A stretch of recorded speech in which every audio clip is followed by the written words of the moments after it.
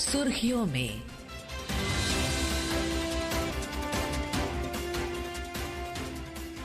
ये आकाशवाणी है। प्रस्तुत है कार्यक्रम सुर्खियों में। इसके अंतर्गत सुनिए प्रधानमंत्री नरेंद्र मोदी की 5 देशों की यात्रा पर चर्चा। इसमें भाग ले रहे हैं पूर्व राजदूत अशोक सज्जनहार और आकाशवाणी संवाददाता आदित्य शुक्ला। प्रधानमंत्री नरेंद्र मोदी आज से 5 देशों की यात्रा पर हैं। पिछले एक दशक में उनका ये सबसे लंबा विदेशी दौरा है। इस दौरान प्रधानमंत्री पहले घाना पहुंच रहे हैं, उसके बाद त्रिनिदाद और टोबैगो, अर्जेंटीना, ब्राजील और नामीबिया जाएंगे। ये 5 देश ग्लोबल साउथ का हिस्सा हैं और भारत ग्लोबल साउथ के देशों के हक में हमेशा से आवाज उठाता रहा है। इस लिहाज से प्रधानमंत्री की ये यात्रा कितनी महत्वपूर्ण है, भारत को इस यात्रा से क्या हासिल होने वाला है, इस सब को विस्तार से समझने के लिए आइए स्वागत करते हैं स्टूडियो में पूर्व वरिष्ठ राजनयिक एम्बेसडर अशोक सज्जनहार जी का। स्वागत है सर आपका। बहुत धन्यवाद। एम्बेसडर सज्जनहार, प्रधानमंत्री की इस यात्रा में सबसे ज्यादा जिस शब्द की चर्चा हो रही है वो है ग्लोबल साउथ। हम सबसे पहले आपसे इसी शब्द के बारे में समझना चाहेंगे। ग्लोबल साउथ क्या है और भारत कैसे इन देशों के साथ अपने संबंधों को और बेहतर करने की दिशा में काम कर रहा है। देखिए, आपने बहुत महत्वपूर्ण प्रश्न पूछा है। जो ये ग्लोबल साउथ है क्या, तो इसको पहले कहा जाता था साउथ साउथ कोऑपरेशन। दक्षिण देश में जो कि इतने ज्यादा डेवलप्ड नहीं है, अभी डेवलपिंग कंट्रीज के स्टेटस में है, तो उनको जब विकसित होना है तो या तो उनके अपने संबंध सहयोग हो सकता है जो उत्तर के देश हैं, या फिर अपने ही बीच में जो ये विकासशील देश हैं उनके बीच में सहयोग बढ़ाया जाए। भारत ने इसको एक नया रूप दिया। जब भारत G20 का प्रमुख बना, जब हमने उसकी चेयरमैनशिप ली, तो तब हमने सबसे पहले 1 जनवरी 2023 को हमने इसका कार्यभार संभाला और 12 जनवरी को 10 दिन बाद ही हमने एक समिट ऑर्गेनाइज किया, voice of the global south. इसमें प्रधानमंत्री मोदी का ये सोचना था, जब ये G20 के देश हैं, 20 देश वो एक अराउंड टेबल मिलते हैं और बातचीत करते हैं और सभी विश्व के जो भी चुनौतियां हैं उनका समाधान निकालने का प्रयास करते हैं। हालांकि ये सब बहुत महत्वपूर्ण देश हैं, परंतु उसको छोड़कर 180 देश हैं जो कि उस कमरे से बाहर हैं और जो भी निर्णय लिए जाते हैं G20 द्वारा, तो उनका प्रभाव उनके ऊपर सबसे अधिक पड़ता है। तो इन्होंने इसीलिए ये इन सभी देशों के साथ एक वर्चुअल समिट किया। करीब 125 देशों ने, बहुत देश head of state, head of government level पर, vice president level, foreign minister level पर उन्होंने उसमें सम्मिलित हुए भाग लिया। वो उनका मतलब ये था, जो उनकी क्या आकांक्षाएं हैं, उनकी क्या आशाएं हैं, उनकी क्या कंसर्न्स हैं, एंग्जाइटीज हैं, उन सब को ग्लोबल हाई टेबल पर लेकर आया जाए, G20 के टेबल पर लाया जाए। तो इस प्रकार से भारत ग्लोबल साउथ की आवाज बनकर मुखरित हो गया है। बिल्कुल। अब हम आते हैं एक एक कर 5 देशों की यात्रा पर जहां प्रधानमंत्री जा रहे हैं। सबसे पहले घाना से शुरुआत करते हैं। पश्चिम अफ्रीका के इस देश के साथ कैसे संबंध रहे हमारे, और प्रधानमंत्री की इस यात्रा से इन संबंधों को और बेहतर होते हुए आप कैसे देख रहे हैं? बहुत महत्वपूर्ण देश है ये, और करीब 30 साल बाद प्रधानमंत्री मोदी की वहां पर यात्रा हो रही है। तो बहुत वहां पर हमारा डायस्पोरा भी है, वहां पर हमारी कंपनीज बहुत हैं, वहां पर हमारा जो अगर ट्रेड देखा जाए तो $3 बिलियन है, अगर हमारा निवेश देखा जाए तो $2 बिलियन है। भारत सबसे बड़ा व्यापार सहयोगी है घाना का। और अगर हम देखें सारा वहां पर टेलीकम्युनिकेशन सिस्टम, मुझे जाने का वहां पर अवसर प्राप्त हुआ, वहां पर एयरटेल पूरी तरीके से फैला हुआ है, छाया हुआ है। और हमारी जो अपनी गाड़ियां हैं, चाहे वो टाटा मोटर्स हो, अशोक लेलैंड हो, महिंद्रा हो, वो सब आपको देखने में मिलेंगी। और अभी भी मेरे विचार से व्यापार के ऊपर बात की जाएगी और एक वैक्सीन हब वहां पर बनाने का उनका इरादा है। जो वहां के राष्ट्रपति हैं वो यहाँ पर 2015 में आए थे, घाना का नेतृत्व करते हुए आए थे, जब हमारा इंडिया अफ्रीका फोरम 3 यहाँ पर हुआ था। और प्रधानमंत्री को एक ये मान दिया जाएगा जो वो वहां के पार्लियामेंट को भी एड्रेस करेंगे। तो मैं समझता हूं जो घाना जो एक बहुत ही महत्वपूर्ण देश है पश्चिम अफ्रीका में, जब प्रधानमंत्री मोदी को वहां पर यात्रा होगी तो उससे हमारे संबंधों को और पश्चिम अफ्रीका के सभी देशों के साथ हमारे संबंध बढ़ेंगे, क्योंकि यहाँ पर जो वैक्सीन हब बनाया जाएगा केवल घाना के लिए नहीं, सभी जो उसके निकटतम पड़ोसी देश हैं उनके लिए भी इसका प्रयोग किया जाए। इसके बाद आइए सीधे चलते हैं घाना, जहां हमारे आकाशवाणी संवाददाता आलोक रंजन राय प्रधानमंत्री के इस दौरे की कवरेज के लिए पहुंचे हुए हैं। उनसे जानते हैं कि इस यात्रा से पहले वहां क्या माहौल है, लोगों में कैसा उत्साह है प्रधानमंत्री मोदी को लेकर।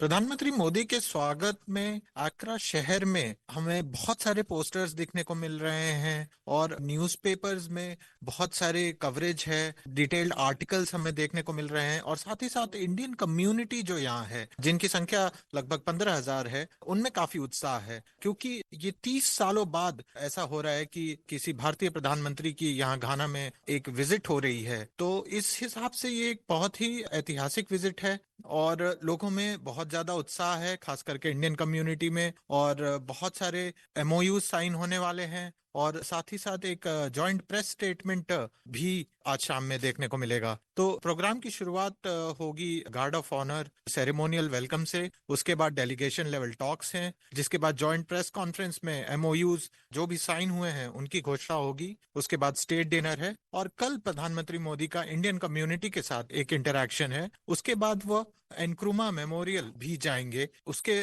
पश्चात मोदी जी का पार्लियामेंट में उनकी स्पीच है और इसी के साथ इस दौरे की समाप्ति होगी।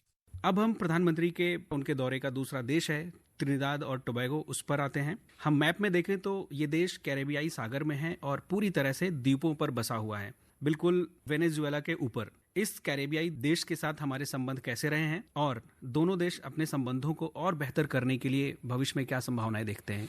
ये बहुत ही महत्वपूर्ण देश है और जो ये आपने कहा जो वहां पर द्वीप उनके साथ ये बना हुआ है देश ट्रिनिडाद टोबैगो, इसमें करीब 45% जो वहां की जनसंख्या है वो भारतीय मूल की है। तो इंडियन डायस्पोरा का वहां पर बहुत ही महत्वपूर्ण वहां पर रोल है। वहां के जो राष्ट्रपति हैं, जो वहां की प्रधानमंत्री हैं, दोनों महिलाएं हैं और दोनों भारतीय मूल की हैं। तो इसीलिए हमारा बिल्कुल ही उनसे जो संबंध है बहुत ही अच्छा संबंध है। वहां पर भी प्रधानमंत्री मोदी को निमंत्रण दिया हुआ है जो पार्लियामेंट को एड्रेस करेंगे। आपके सुनने वाले श्रोताओं को याद होगा जो अभी 8 महीने पहले प्रधानमंत्री मोदी वहां पर कैरिबियन विजिट उन्होंने किया था गयाना में और सेकंड इंडिया कैरिकॉम समिट वहां पर हुआ था। तो ये क्षेत्र है हमारे लिए बहुत महत्वपूर्ण है। एक मैं अगर कहूं ग्लोबल तरीके से, तो जब से प्रधानमंत्री मोदी की सरकार आई है करीब 11 साल पहले 2014 में, तो हम केवल उन्हीं बड़े देशों पर अपना ध्यान नहीं रोके रखते। हम जो भी छोटे देश हैं, क्योंकि अगर हमें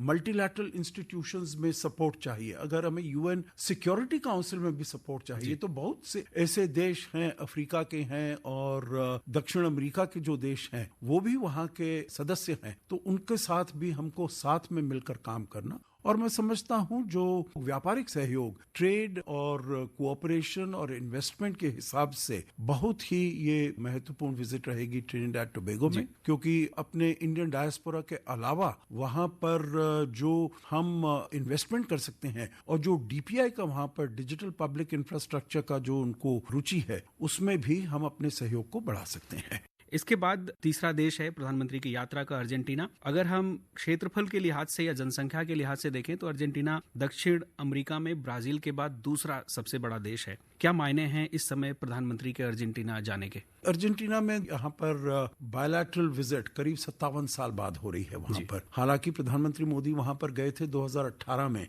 जब ब्यूनस एयर्स में G20 का समिट हुआ था, तब उन्होंने वहाँ पर पार्टिसिपेट किया था। पर बायलैटरल विजिट के लिए ये करीब 57 साल बाद है, तो बहुत ही महत्वपूर्ण ये विजिट है। और वहाँ पर एक और चीज है जो हमको देखनी है, वहाँ पर रेयर अर्थ्स और क्रिटिकल मिनरल्स वो बहुत मात्रा में है और हमारी बहुत सारी कंपनीज वहाँ पर इन सब क्षेत्रों में लगी हुई हैं। और अभी भी मुझे पूरा यकीन है जो जब प्रधानमंत्री मोदी जाएंगे तो उनकी जो बातचीत होगी तो उसमें इन क्रिटिकल मिनरल्स को लेकर जरूर बहुत काम किया जाएगा। और जो उनका पहला पड़ाव है प्रधानमंत्री मोदी का घाना में, उसमें भी उनके पास, मैंने गोल्ड का तो जिक्र किया था, परंतु उसके साथ साथ उनके पास भी बहुत क्रिटिकल मिनरल्स हैं और उनको भी उनमें निवेश कैसे किया जाए, उनकी माइनिंग कैसे की जाए और उनका प्रोडक्शन कैसे किया जाए, क्योंकि इनकी आजकल बहुत जो भी नई टेक्नोलॉजीज आई हैं उनमें उनकी क्रिटिकल मिनरल्स की जरूरत बहुत ज्यादा है। अब हम चलते हैं अगले देश की यात्रा जो प्रधानमंत्री की होने वाली है और वो बहुत ही खास अर्जेंटीना का ही पड़ोसी देश है ब्राजील। ब्राजील में इस साल अभी ब्रिक्स सम्मेलन होना है। हमारे श्रोताओं को सबसे पहले संक्षेप में ब्रिक्स के बारे में बताएं। ब्रिक्स का जो ये शुरुआत हुई, पहले एक गोल्डमैन सैक्स के एक चीफ इकोनॉमिस्ट हुआ करते थे, जिम ओनील। उन्होंने 2001 में उन्होंने कॉइन किया एक abbreviation brick, Brazil, Russia, India, China. ये 4 बड़े देश हैं, 4 बड़ी पॉपुलेशन है, 4 बड़ी इकोनॉमी है, और उन्होंने कहा जो आगे चलते हुए जो विश्व का भविष्य जो है, चाहे वो आर्थिक रूप में हो या राजनीतिक रूप में हो, तो ये ऐसे बड़े देश इसको डिसाइड करेंगे। तो ये 4 वो 2001 में उन्होंने कहा इसके बारे में। 2006 में पहली बार मुलाकात हुई इनके विदेश मंत्रियों की on the sideline of UN general assembly. 2009 में पहली बार शिखर सम्मेलन हुआ येकतरीनबुर्ग में, जो रूस में है, रशियन फेडरेशन में है, और उसके बाद हर साल ये शिखर सम्मेलन होते रहे हैं। 2010 में इसमें जो नंबर है उसमें इजाफा किया गया, ब्रिक को ब्रिक्स बनाया गया, साउथ अफ्रीका इसमें जोड़ा गया।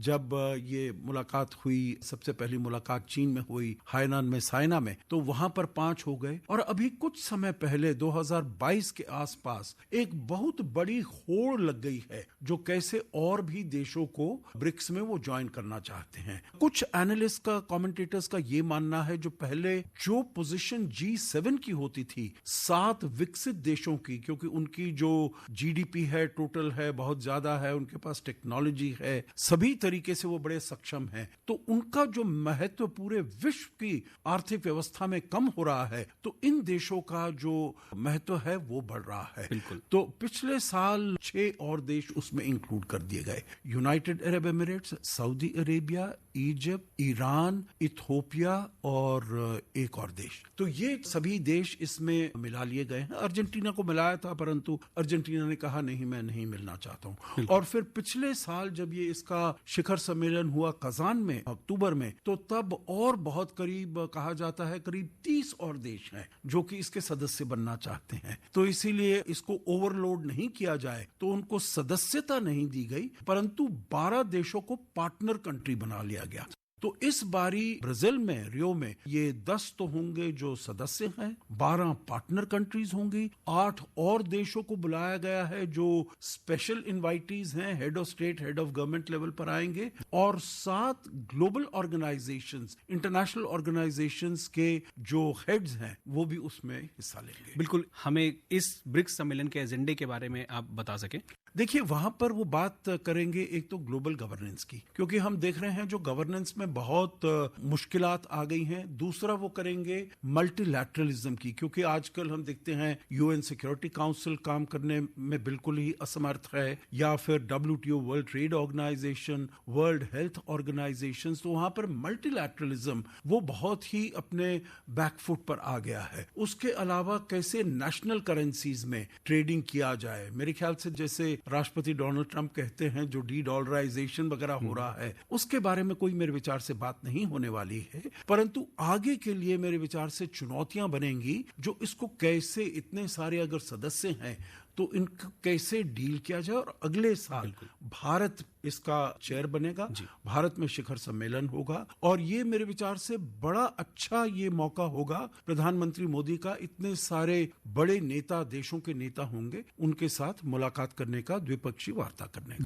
प्रधानमंत्री के दौरे का आखिरी और या 5वां देश जिसे हम कहें तो वो है नामीबिया। हमारे श्रोताओं को बताएं कि इस नामीबिया के साथ हमारे संबंध कैसे रहे हैं। हमेशा भारत ने नामीबिया का साथ दिया है। उसको अपनी इंडिपेंडेंस और स्वतंत्रता मिली 1990 में, परंतु 1986 में ही हमने उनको अनुमति दे दी थी जो आप हमारे यहाँ पर एक एम्बेसी अपना खोल लीजिएगा। उससे पहले 1960 से भारत तत्पर था यूनाइटेड नेशंस में, उनकी स्वतंत्रता के लिए हम आवाज उठा रहे थे। वहां भी बहुत मात्रा में क्रिटिकल मिनरल्स हैं। भारत एक उभरती शक्ति है और टेक्नोलॉजी के क्षेत्र में हम आगे जा रहे हैं, तो हमारे लिए ये बहुत ही महत्वपूर्ण है। बहुत महत्वपूर्ण होने वाले हैं आने वाले 5 दिन, और इसलिए हम श्रोताओं से कहना चाहेंगे कि आकाशवाणी अगले 5 दिनों तक लगातार प्रधानमंत्री की कवरेज से संबंधित इसी तरह से विश्लेषण करते हुए कार्यक्रम लाता रहेगा। अम्बेसडर सज्जनहार जी, आप आकाशवाणी में आए, बहुत धन्यवाद मुझे आमंत्रित करने के लिए। अभी आप सुन रहे थे प्रधानमंत्री नरेंद्र मोदी की 5 देशों की यात्रा पर चर्चा। इसमें भाग ले रहे थे पूर्व राजदूत अशोक सज्जनहार और आकाशवाणी संवाददाता आदित्य शुक्ला। ये कार्यक्रम आकाशवाणी के समाचार सेवा प्रभाग द्वारा प्रस्तुत किया गया। सुर्खियों में।